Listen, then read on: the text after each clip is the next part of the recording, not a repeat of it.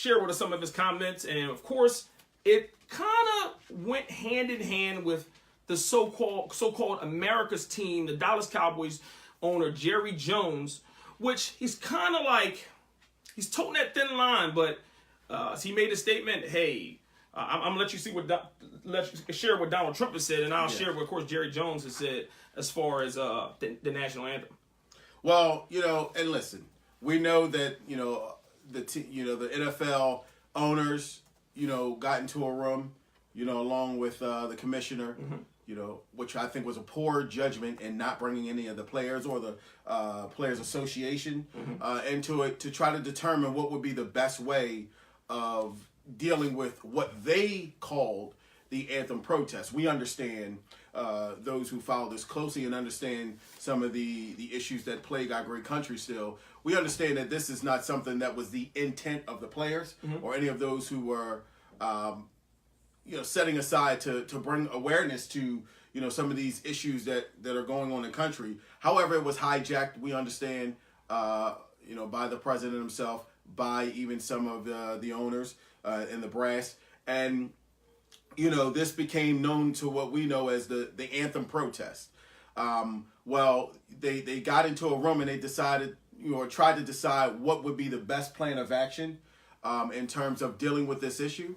And one of the things that they thought about was kind of, as each owner, and team is really its own entity in the NFL, although they're under the one shield, that they would be able to essentially legislate what would be the punishment for each team.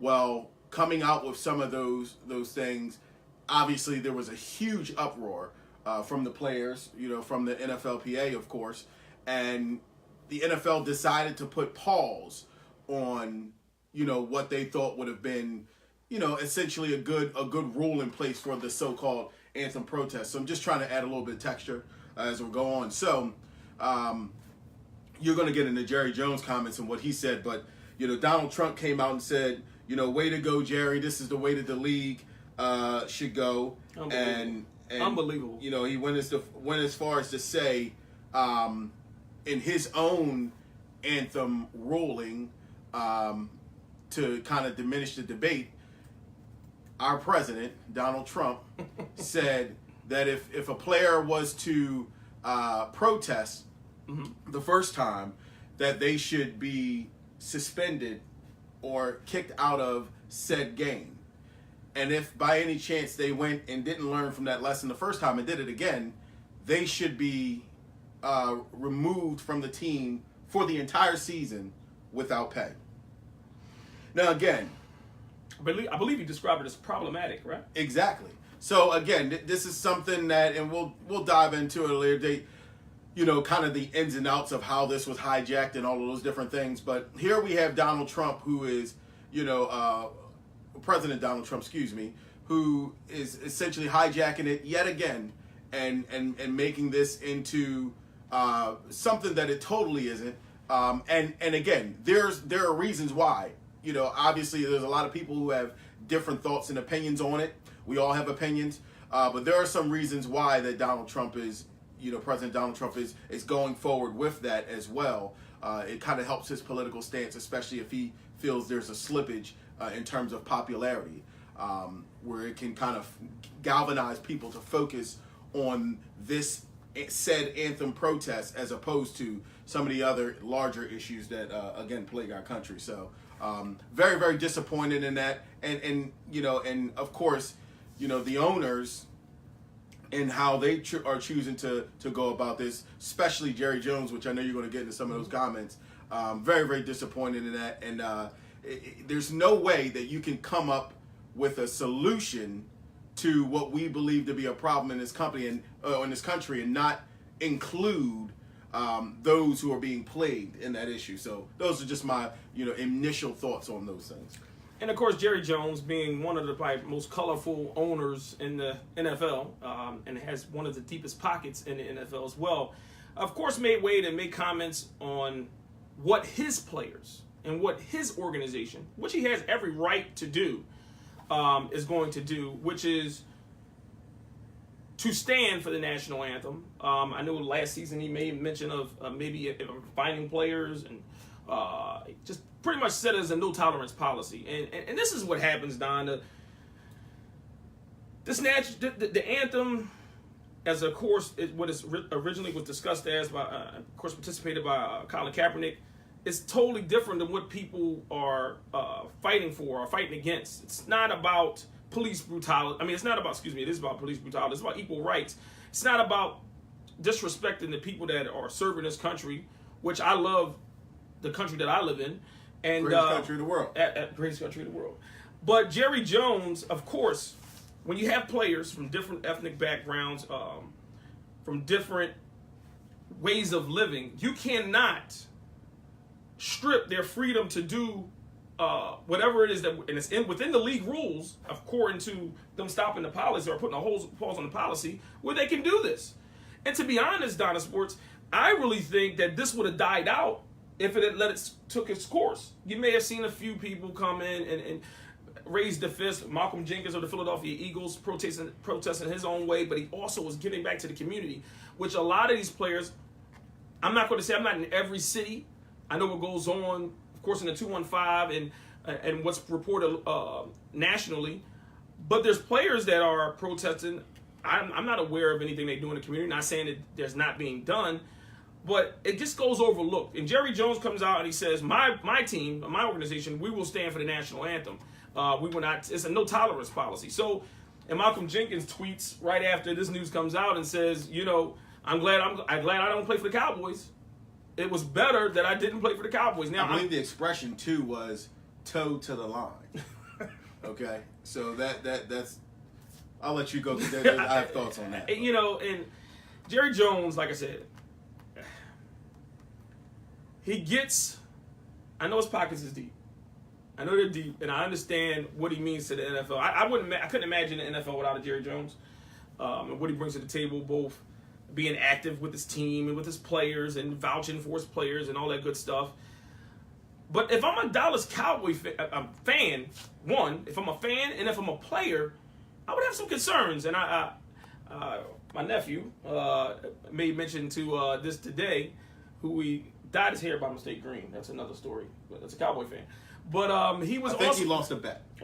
I want to give him the benefit of that. Okay, well, it's green, but he is also now looking at his fandom and seeing if he's towing that line of just loving the Cowboys so much, and now seeing the owner or the person that's representing the team that he loves, if it's the right team to root for.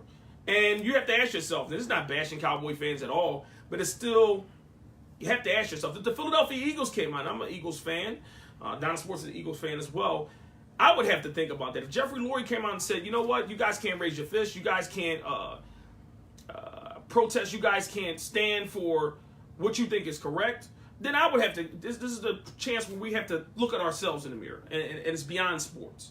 But I just thought Jerry Jones' comments was, a little bit outrageous. Well, what it's going to take, honestly, Birdman, in my mind, what it's going to take is the leadership of that team, which you start in Dallas, we know, with the quarterback position. With Dak Prescott, who came out and, in so many words was essentially, a little bit dismissive of the protests, saying that he always stands for the anthem. Not saying that he was necessarily in agreement. I don't want to misrepresent what he's saying, but what it's going to take is, some of those leaders, the African American players as well, but not just exclusive to that, to come out and essentially take a stand. Listen, as much money as Jerry Jones has, and he's also run, an impeccable organization. He also has we don't doubt that. Yeah, he has the most popular, sports team in all of sports, and in terms of the revenue made, I mean, it's not even close. We're talking about Manchester United, some soccer teams that are, worth a lot. I think he's more than $1 billion in revenue worth over the next team in the NFL, 1.1 billion, which I believe is the New England Patriots. So we understand the business mind and the business acumen that he has. We also understand from an influence standpoint, an influential standpoint, what he brings. But if this league is nothing without the star power, and the star power is the players. So it's going to take, the players, to come to the conclusion that, hey, I hear what the owner is saying, but we understand that it has nothing to do. And I get, listen, I don't want to absolve the fact that I get from an owner's perspective, they're looking at, the revenue loss. Mm-hmm. So any type of revenue loss, regardless of whether it is the actual fact of, it coming through that, they're going to take a look at any and all options. So I get it from a business standpoint. Jerry Jones, as well as the other owners, are businessmen first. But the players have a responsibility, especially those who are African American, have a responsibility to weigh in and to reclaim what was hijacked in terms of some of those things that are issues in our community, the social injustice, the racial inequality. These are the things that were talked about previously, the police brutality, and all of those other laundry list of things that was talked about. And so I get where Jerry Jones is coming from, although obviously I don't agree.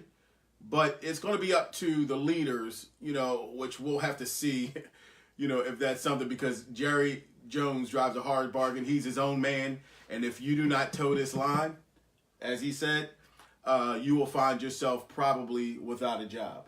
Well, and I'm calling this bluff. I'm calling this bluff because if an Ezekiel Elliott, which we know had issues with off the field issues, but if the star power like an Ezekiel Elliott or even their franchise quarterback or even a DeMarcus Lawrence, if they come out and say, you know what, I'm standing, I'm going to stand, I'm going to protest what I believe is right, what is best for my people, or what is best for what things that are going overlooked in this country. It takes those two, maybe one or two individuals to step out before Jerry Jones really thinks about it, because we understand what happened when Ezekiel Elliott was not there. We seen their franchise quarterback, his numbers dropped tremendously. QBR dropped tremendously. Now you're taking out a Des Bryant and you're taking out a Jason Witten. And you're throwing in a Hearns. And you're throwing another speedster. Okay. And now you're going off rookie tight ends. So let's not kid ourselves. If the star power steps up and now starts to protest, action may be taken where Jerry Jones will have to swallow his pride and say, you know what, I'm going to stand by my players. We actually seen some teams, and we won't stay on the subject long, we also see some teams come out and say we're going to pay some fines.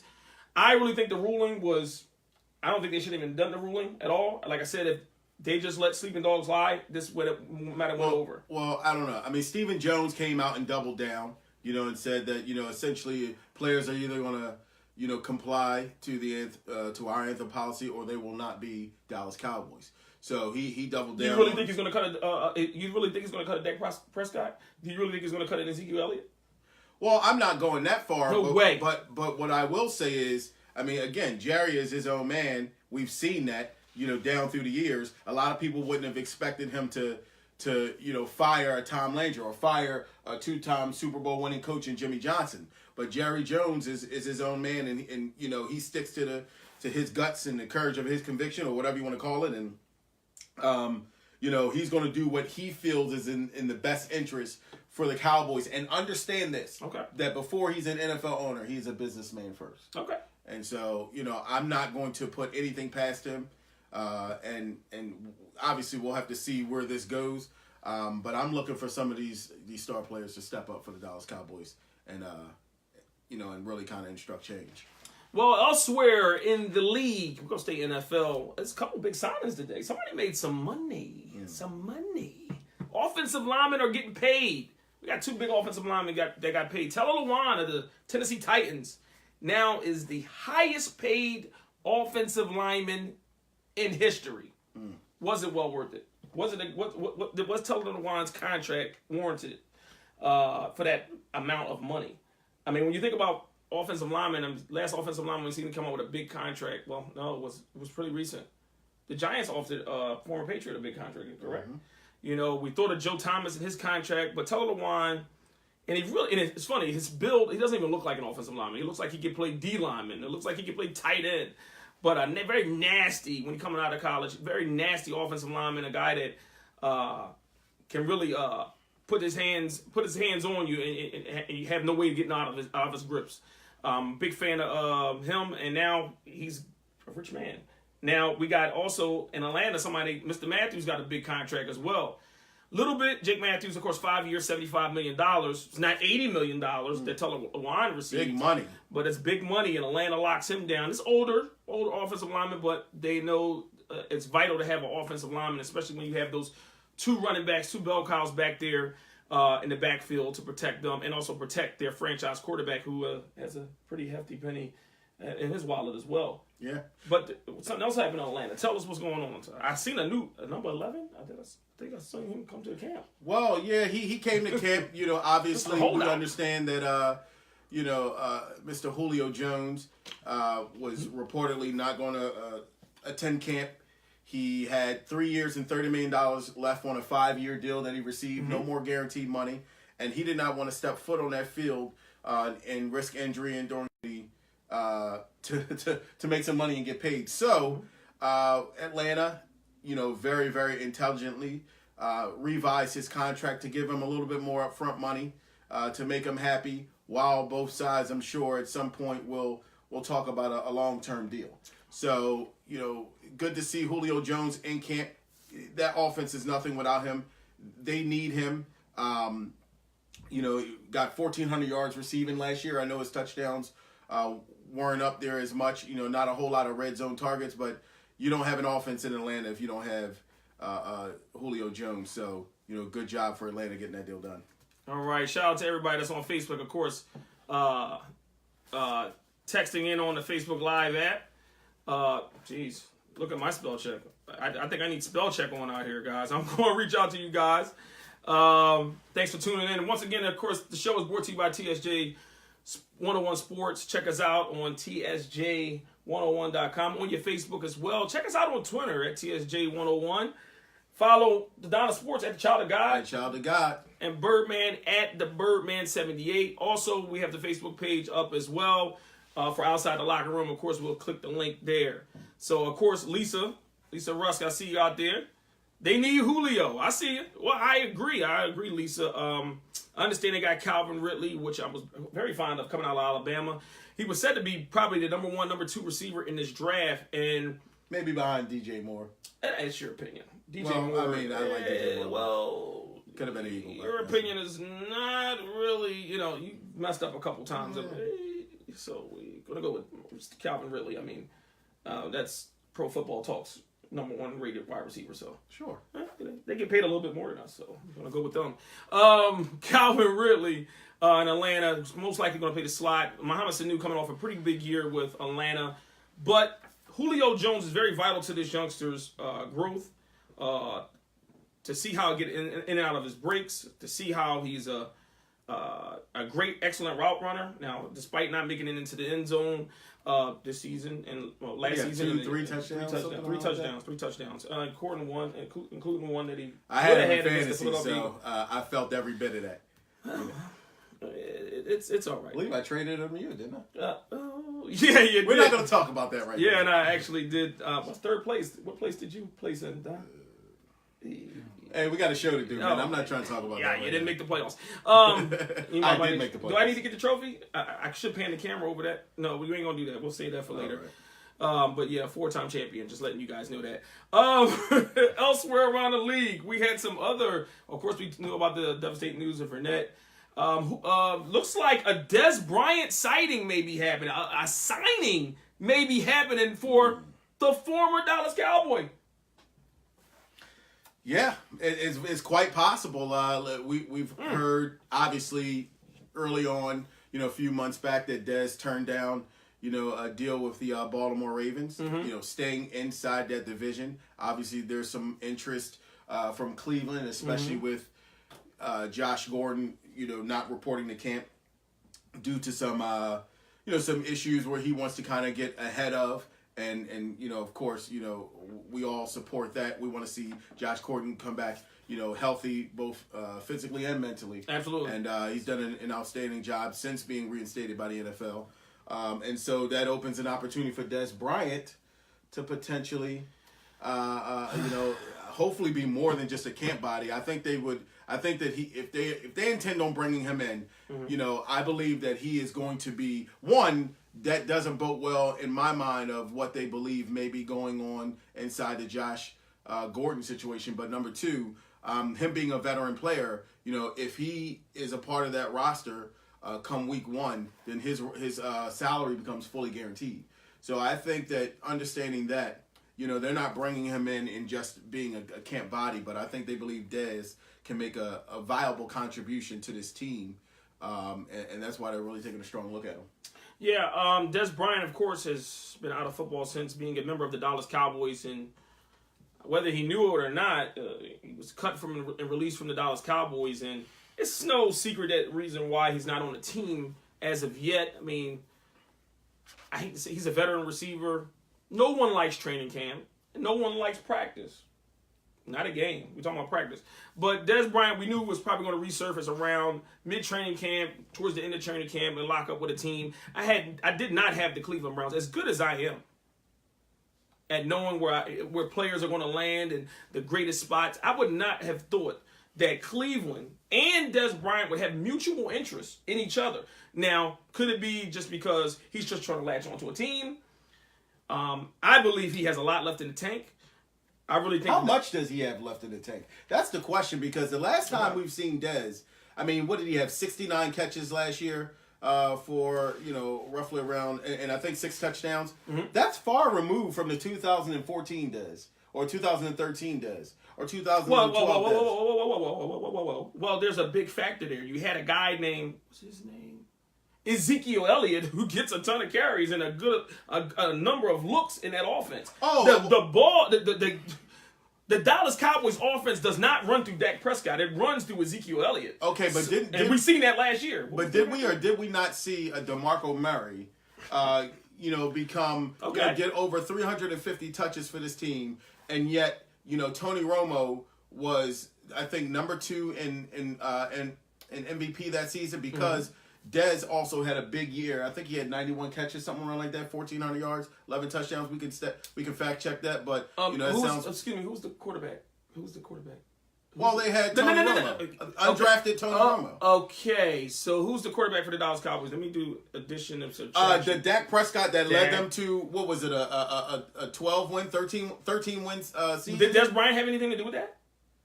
I mean, it doesn't matter, bro. That's exactly my point. Okay, How much does he have left? Well, then somebody's getting the blame here, because if Des Bryant performed well with a workhorse of a running back like DeMarco Murray, and he didn't perform with a workhorse like Ezekiel Elliott, then Dallas Cowboy fans, is it a problem with Dak Prescott?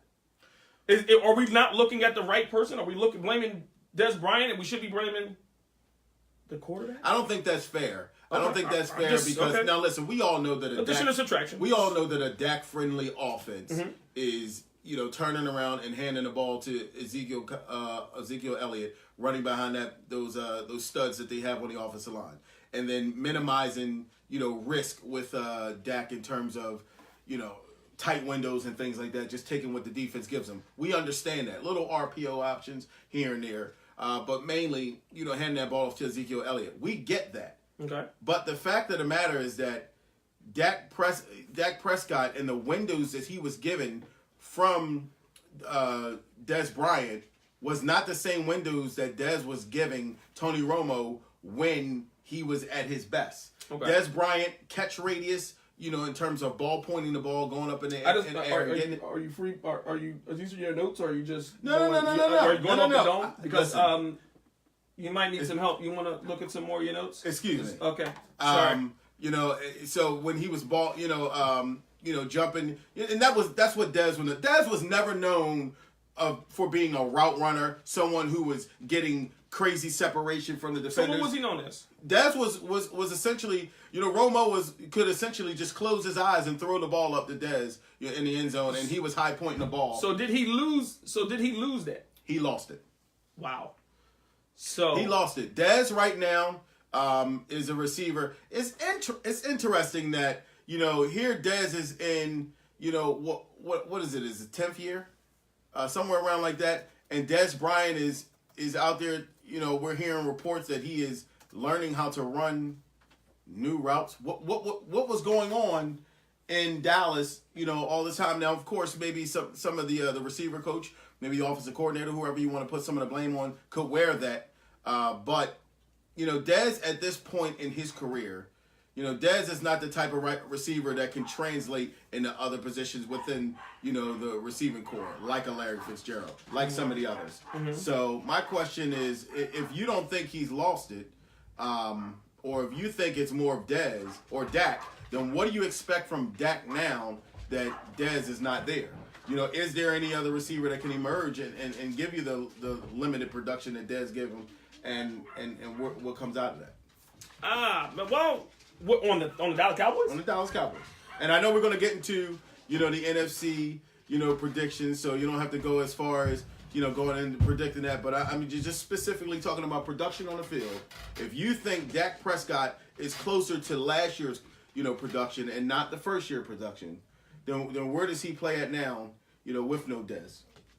I really think he plays all. If you look at the way he spreads the ball around, Dak Prescott, this votes well for his slot receivers. I mean, he's a slot guy, but his comfort zone, his security blanket, if you will, was Jason Witten. So, fantasy football owners, you might want to start looking at who the Dallas Cowboys tight end is. Rico Gathers. Yeah. Did you get that?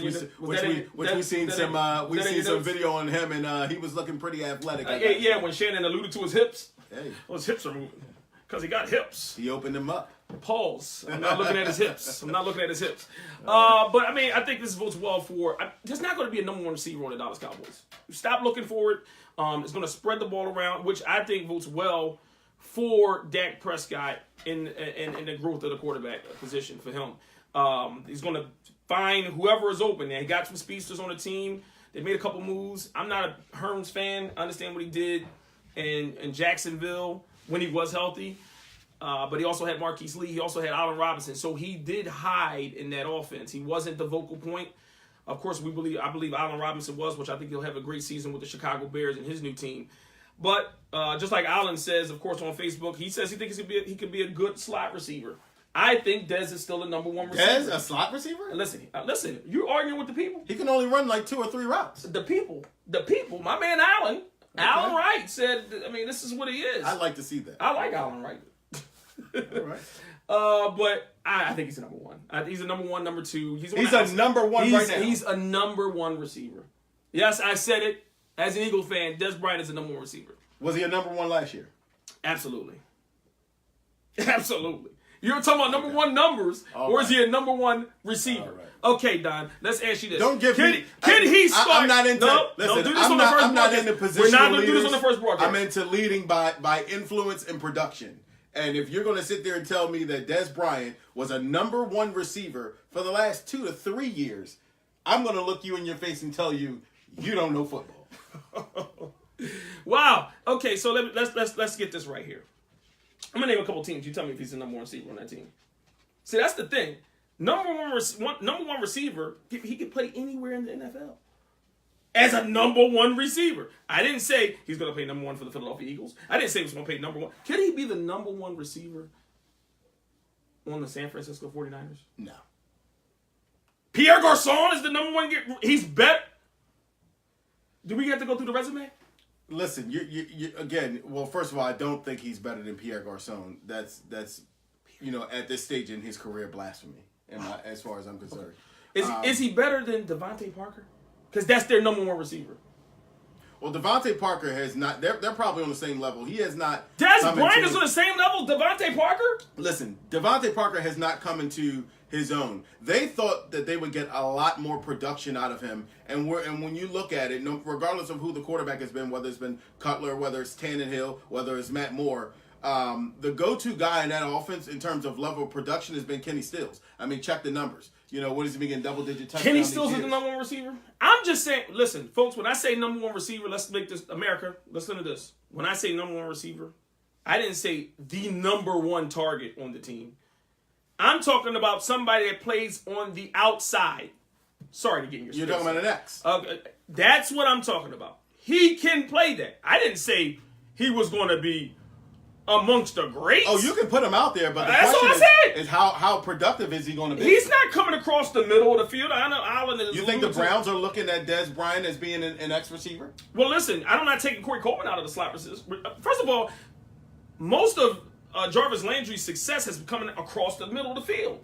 You gonna put him out there on the outside? Their number one and number two receivers was Kenny Stills on the outside on the left. On the right was Parker. Landry lined up in the slot. So are you moving Landry to the X position? Landry, over the course of the first 4 years of his career, is the most targeted receiver in NFL history. Okay, in the slot position as well. That's where he gets his targets. Check your little tablet, little phone. Was that a Samsung? We iPhone over here. My point is that I don't think Dez Bryant, is going to be able to give you the level of production now that he's giving you in times past. I believe that his best ball is behind him, and I think because of Dez Bryant's not only unwillingness, but inability to learn, the ins and outs in terms of the route tree of what it would take to translate into the slot receiver. I think that you're probably going to get minimum production. Every cornerback knows the tape on Dez. They know how you got to guard him. There was some that came into some of the sports talk shows in the morning and say, listen, I already know what Dez got. He's got about 2 or 3 routes. That's not very hard to guard. Listen, there's a lot of one-trick ponies at the receiver position. As much as I love Terrell Owens, how many tricks did he have? Led the league in drops. Wasn't a good route runner. But some would say... I know you didn't just talk about... Some would say... and Dez Bryant in the same team. I know, I didn't say... I didn't say that.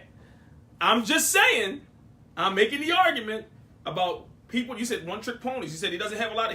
doesn't have a lot in his arsenal. He doesn't have a lot in his arsenal, but neither did Terrell Owens. Excuse me? Neither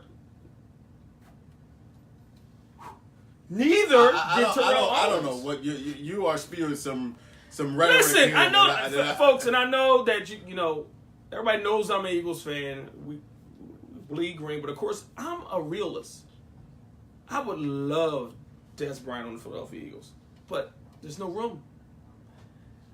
I think with this man, and Cleveland is not the best fit. I would have expected him to be in New Orleans with a Drew Brees. Are you telling me that wouldn't be awesome? To have Dez Bryant with Drew Brees. He can't run any routes. Why do you think that's going to be awesome? You don't know what that man has done in the offseason. I think he's had a lot of time. We have a lot of What is he going to do in the offseason maybe he's working out with, that he hasn't done in the offseason in the last 3-4 years? Maybe he's working out with Fultz and Drew Hanlon. Maybe he's now taking a liking to the shooting and the cutting. I think you'd be hard pressed to find a lot of people that's going to agree with your takes. Oh, listen, man, my man Allen, Lisa, please help me out, Lisa. Lisa probably Frank, tell him something, man. Listen, man, I just think, if he does sign, it's a 1-year deal. Both there's mutual interest. I really liked him, and Baltimore would have been a great fit. There's a lot of teams that Dez could have fit in, and this is the one thing we're forgetting. No one believes in Dez Bryant. When your back's against the wall and nobody believes that you can do it. Don, you've been in that situation. There was no bigger fan. There was no bigger fan of Dez Bryant than who? Than Jerry Jones. Okay, I thought you was on. And he cut him. It was a money thing. Dez Bryant was about to make more than Julio Jones and Odell Beckham and everybody else that's getting paid. Listen, he's going to make $14.5 million. Money. They actually took a bigger cap hit this year than what they would have in going into next year, being able to have a little bit more flexibility in terms of that dead money to be able to release him and make that decision on him if they wanted to at that point in time. Here's what the Cowboys said. They said, we would rather go into this year, this 2018-19 season, with Allen Hurns, Deontay Thompson, and I have no idea. You can throw in whoever you want at tight end. and Tavon Austin, who really has not panned out in this league outside of a few trick plays. And Terrence Williams. They decided that we, Terrence Williams, the guy that makes about 4 or 5 plays a year. Hey. They decided that we would rather take the hit. What was it, an $8 million cap hit? Okay. And losing and releasing you, and go with a collection of number 2s Okay. and fews, instead of going in with Dez Bryant into this year. Now you tell me, and there's nobody that loved Dez Bryant, that coddled Dez Bryant, that early on in his career when he had some of those character issues, sent people out to the clubs, if you will, if he wanted to go there. Kind of had essentially a posse, if you will, that followed him just to make sure that he stayed in line, towed the line. And all of those things. There's nobody that coddled him and loved him more than Jerry Jones. And we know how Jerry Jones is about his players. Yet Jerry Jones decided to take an $8 million cap hit on Dez Bryant as opposed to bring him in. And Dez Bryant, I would dare to say, probably would be at least just as good as all the receivers that they have right now. So what is that saying? What is Jerry saying? That that every other, I think that spoke volumes, that move there. And so for me, I don't think Dez had much left. But I'd love to see you prove me wrong, Dez. I really, really would. Pulling for you, buddy. Are you pulling for him? No. Or are you just being sarcastic behind? I really think you don't want him to do well at all. He's not in our division. Might have a point there. Yeah, it's hate. See, I'm a realist. Wish you well, Des. You're not in my division, so I don't care too much. Now, somebody just recently retired. Darrelle Revis, which brought up, we had a conversation, of course, off the air. Me and my fantasy gurus, and of course, the Donna Sports was amongst us. Where do we rank Darrelle Revis? Now, Darrelle Revis Island, recently retired this week. Of course, with his team, the team that drafted him, the New York Jets, Jets. Now, since then, he's been quite a bit of a journeyman, played for Tampa Bay for a little bit, won a Super Bowl with New England, circled the wagons, as Chris Berman would say, back to the Jets, and of course retired there, but he made a boatload of money. Went out like Michael Jordan and had a couple one-year deals of guaranteed, of course, money.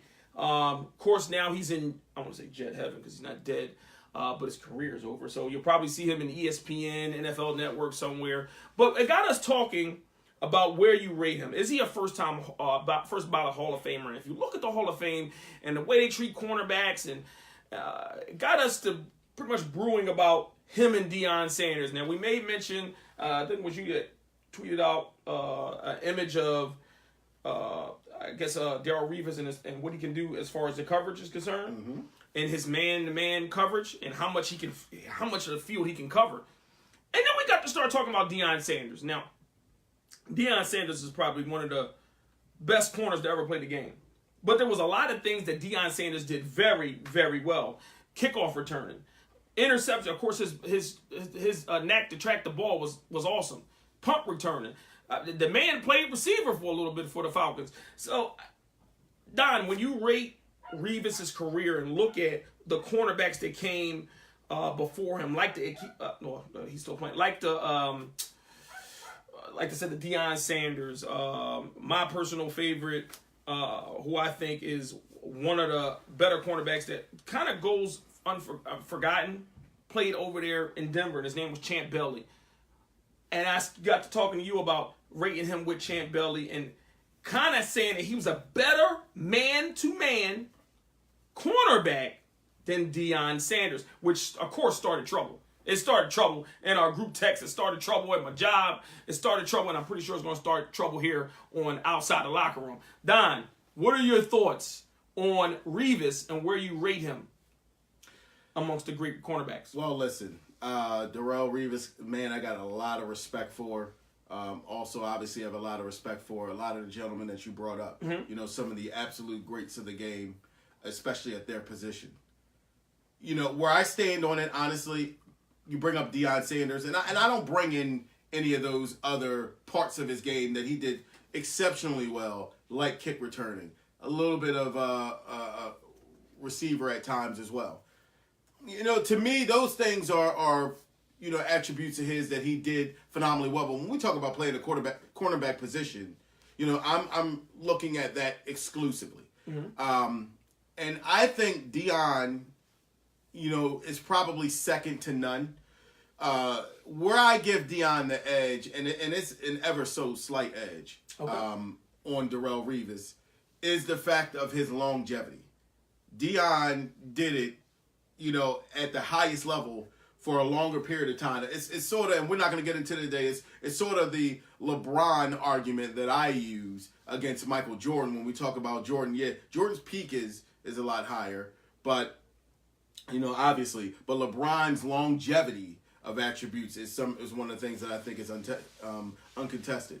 But in reference to this discussion, I think Darrelle Revis obviously is a first ballot Hall of Famer, and I would say that he played the position, in my mind, and again, everybody has an opinion, but in my opinion, he played, in terms of his peak of his production, he played at the highest level that I've ever seen play at that position. That photo that I tweeted out, you know, which you know, was also on a lot of the sports talk shows throughout the morning, you know, was a diagram of him covering a whole side of the field. The quarterback was dropping back. The safety was, they had one man safety. He was over top of the other receiver. And the quarterback, which we know they lick their chops for single coverage in the NFL. Is that right? That is true. The quarterback was not even looking over on that side because Darrelle Revis had such great blanket coverage. That play was a microcosm of Darrelle Revis' career. Darrelle Revis, in his first 3 years, made 4 Pro Bowls. Now, granted, what I'll give Deion Sanders is the fact that he was a defensive player of the year at cornerback. Only a few, you know, I think about 4 or 5 cornerbacks in history maybe 4, that Mel Blount, Rod Woodson, Charles Woodson, that got defensive player. I think I'm missing one too. They got defensive player of the year. Darrelle Revis didn't get that, although I felt like he was snubbed, you know, 2 years in years that he definitely should have received that. But when we look at his impact on the field, when we look at what Darrelle Revis was able to do, I mean, he took butt fumble Mark Sanchez to the he's a former Eagle. to the AFC Championship game. To the AFC Championship game, I believe one year it was against the Colts, right? That was the year they lost to the Colts. That's and I think they beat the Patriots that year in the playoffs. They did. Ferocious defense. Ferocious. And listen, we understand the defensive minds that they had there at the time, but Darrelle Revis, led by Darrelle Revis, who was just an absolute phenom at the cornerback position, I think he should have won Defensive Player that year. So listen, I'm not going to tell you that he's over Deion. Deion did it for a long time, you know, and Deion was great in so many aspects of the game. Where I will give Darrelle Revis the slight edge is his ability to come up and make the tackle, as well as big hits. He was a great tackle. You know, and again, one of the best that we've ever, probably the best that we've ever seen was him and Charles Woodson in terms of tackling cornerbacks. But you know, his coverage, you know, ability, as well as knack for the football, I think is highly underrated. And so I think that Deion Sanders, I think even Rod Woodson, and probably even Charles Woodson, he may fall somewhere in that category. There's no probably. Okay, no problem. Don't disrespect Charles They did the game. They played the game, you know, at a higher level for a lot longer. There's a Rod Woodson too. But I named him. I named him. There's the Woodson brother. I think Darrelle Revis, in his peak, I think he played cornerback the best that we've ever seen in the NFL. Say it again. I think Darrelle Revis, in the peak of his career, in the apex, in the climax of his career, played the position at a higher level than anyone who's ever played the position, is what I said. Revis Island. Well, Donna Sports, I wanted to say I agree. Wow. I agree. Wow. So I swayed him. You didn't sway America. You didn't sway America. Me. First of all, I played devil's advocate. And see, I let all the fans believe that I was... Listen, Deion Sanders is still the best cornerback there. No, excuse me. Deion Sanders is still ahead of him. as far as in totality of what he did. But I don't think you were even there in terms I of was Darrell there. Revis playing at the. Okay. Okay, I was there. But there's a guy named Champ Bailey who. See, this is how you. I respect Champ Bailey. Do you? I respect Champ You Bailey. mentioned a bunch of Woodsons, but you ain't mentioned the Champ. Oh, Nelly, don't forget about the Champ, what he did over there.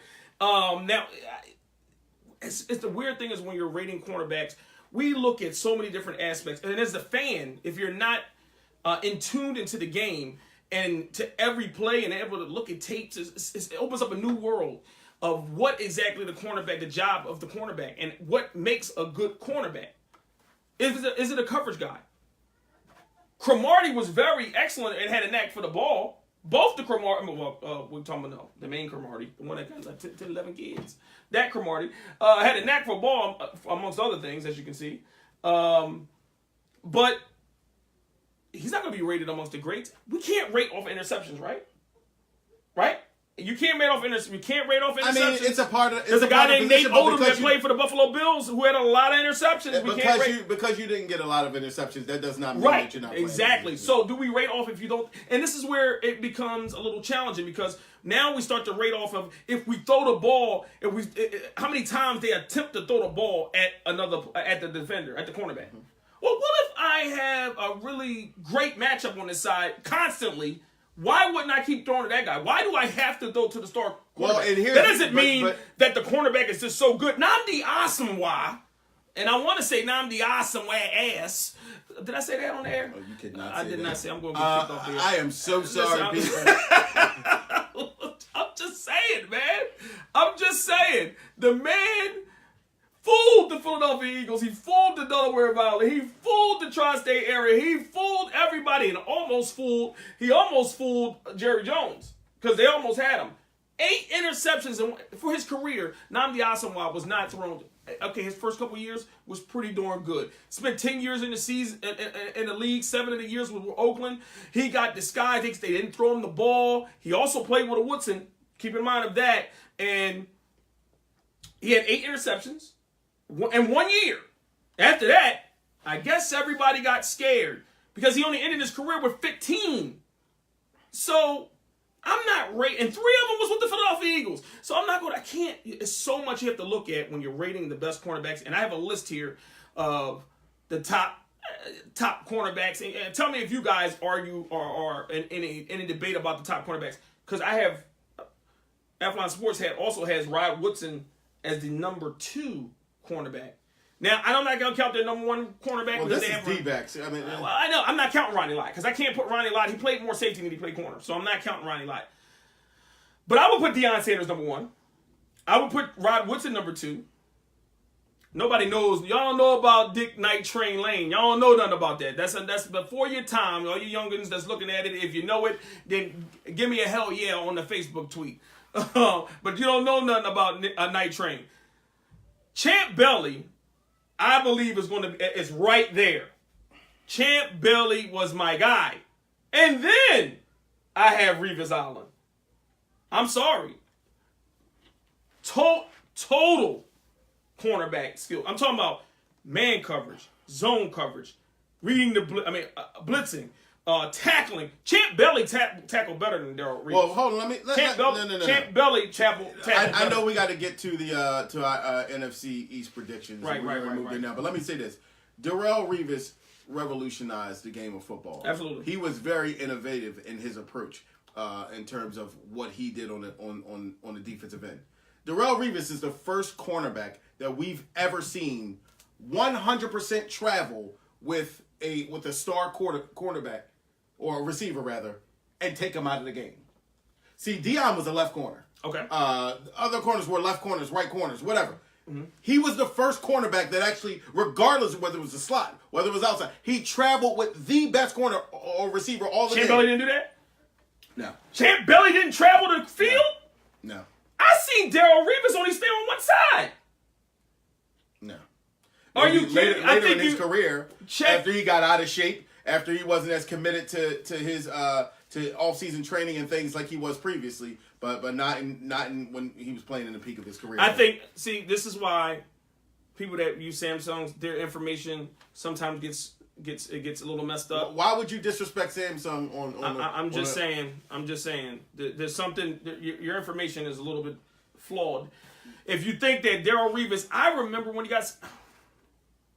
And that's another thing. That's when you know you got a good corner if he can play. If he can follow the best receiver. Darrelle Revis has done it most of the. He's done it, but you're not gonna sit there and tell me Champ Bailey like he just stayed on one side, like he just. This is one. No, I'm playing. I'm going to play Jordan Matthews. I'm not going to play. Well, I'm going to play Kevin Curtis. I'm not going to play T.O. Man, let's get to our NFC East production. We're running out of time. You're not gonna. You're right. You're right. And I got something for you, Will. You better go look up Champ Bailey stats before you start talking about what he does. Because Champ Bailey was a beast. Tackling, interception, knack for the ball. Call it what you want. Go look at Champ Bailey stats. I ain't got time to quote him on the air because we about to come to a close. But we got to go NFC East. The Super Bowl champion Philadelphia Eagles. That's where they live. Yeah. What you got going for the Philadelphia Eagles this season, man? They're coming back. Got Carson Wentz. He is on the training. He's on the field. Looking pretty good. Still got the brace on.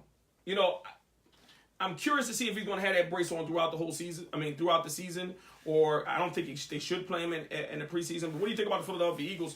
Matter of fact, let's not go Philadelphia Eagles. Who's going to win the division in the NFC East? Well, we might as well stay there and talk about the Philadelphia Eagles. The Philadelphia Eagles are... Don't be a homer now. They are as loaded of a football team. You know, I'm being objective. They're as good of loaded of a team as I've ever seen a Super Bowl winner coming back, making some of the biggest moves that I've seen in the offseason, bringing in, replacing some key positions. We know the free agents that they brought in, and Michael Bennett. We understand the injury people that we got back. So I am ready to say that the Philadelphia Eagles are going to win 13 games this year, and they are going to repeat as NFC East champions. 13 games. Actually, Donna Sports, I enjoy having you on the show. I just want to thank you for that, first of all. And I applaud your Eagle fanism. But I don't agree with you with that one. Carson Wentz, as we know, don't kill me out there, Eagle fans. Carson Wentz, as we know, just coming off a ACL injury, which is a 9 to 12 week month. Injury. We're right at 9. Of course, we got another month to go, so he'll be coming back around the 10th month. And I'm curious to see how he starts out. And I'm going to say the Eagles start out shaky. Their home opener is a tough game against an Atlanta Falcon team, which has another weapon as far as Calvin Wood and Calvin Ridley. But I'm going to have them going, what did they go, 12-4 last year? Mm-hmm. I'm going to have the Philadelphia Eagles going at 11-5. Mainly because I just think that the beginning of the season is going to be a little bit, you may see a 2-2. And then they get the ball rolling and get in sync and close out. Dallas Cowboys is in the NFC East. What you got going with the Dallas Cowboys? I got the Dallas Cowboys winning 6 games this year. Going 6-10. I don't like the direction of the team. I don't like some of the offseason acquisitions. And you don't like Dez Bryant. I think the offensive line take a step back. And I think the coach is on the biggest hot seat in the NFL. And that's what I feel. Good point, Christopher Hamlet. We forgot it. My man Christopher Hamlet told us we forgot about Rondé Barber. Is he amongst? Rondé Barber is a great, cornerback. Obviously, 20 sacks, 20 interceptions. We understand what he did. He'll be a Hall of Famer one day, but not first ballot. Not in that class. Yeah, not in that class. Sorry, Chris. Try again. The Washington Redskins, a new quarterback. Of course, Washington came out and made a late season trade. Off season trade and received the rights of Alex Smith, who everybody seems to count out, but Alex Smith continues. He was the most accurate quarterback last year. I believe he led the league in passing percentage. So, of course, would you say that the Redskins has a better receiving core in totality? When you look at Kansas City, you got Tyreek Hill, Parker at one time. Is he in a better situation as far as, we know they don't have Kareem Hunt in the backfield. You got Geis, which is a rookie running back coming out there. A couple of the veterans. Jordan is going to come back. Hopefully he's healthy, their tight end. is he in a better situation right now in Washington offensively? Because right now I have the Washington Redskins finishing with 8 wins. Well, I actually, think that they will, win 8 wins myself. But I'd say that, listen, I've always liked Alex Smith. I've always liked, what he brings to the table. He's an accurate quarterback. He doesn't turn the ball over, doesn't make mistakes. And I think that's going to bode well for this team. In terms of, I think their defense is going to be much improved as well. And I think that, like a lot of other people, I think that they're well coached. So I think that they can win 8 games and really kind of. I think they're the second best coach in the division. Yeah. I wouldn't argue with that. Okay. And I never gave my Dallas Cowboy pick. I have them going 8-8 as well. And finally, the New York Football Giants. I'm a big 9 wins. Hey, 9 we wins. agree. 9 wins. That's 2 times in the show. 9 wins. 9 wins for the old Eli Manning. But I really like what they did with Saquon Barkley. Great pick. They decided not to go quarterback and decided to go with, I believe, the best player in the draft. If not, you can say the second. Big fan of him, Penn State guy. A little questionable because the big games he did play in college weren't. I guess the big teams he didn't perform. I'm curious to see if they start out having him at kickoff returner, punt returner, and things like that. But I have them going at 8-8. So we'll see what's going on with that. Folks, first of all, I want to give a shout out to everyone that made it possible. Shout out to CEO Whip. Shout out to the whole TSJ 101 sports team for keeping us abreast with the news. Check us out, TSJ 101. We love you. Yes, we do. It's been a long time coming. We talked about this Facebook Live. It's going to continue to roll every Friday, 8 to 9.